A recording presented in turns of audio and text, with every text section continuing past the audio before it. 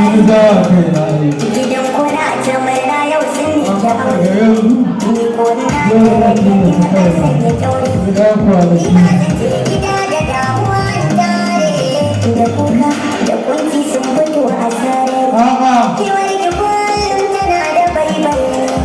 kiwar raba muni da ke na kara da kaunar gina nan tana rikirkita ban san karshe ba amma ban manta ba fara soyayya soyayya zibin rayuwa soyayya soyayya zibin rayuwa soyayya soyayya zibin rayuwa soyayya soyayya zibin rayuwa soyayya zibin rayuwa soyayya zibin rayuwa Soyayya. mai san rabuwa ni ba na san rabuwa Duk kuma kullum da yayin da. rabuwa da masoyiya ya buge sanarwa kin zan tarbuwa ni ce fitar rayuwa ki dawo da gare ni sai ki yana da karuwa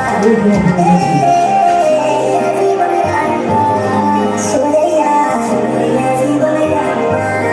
Islam, Fati, Shani Baby, ku zo kuma ku yi beti na.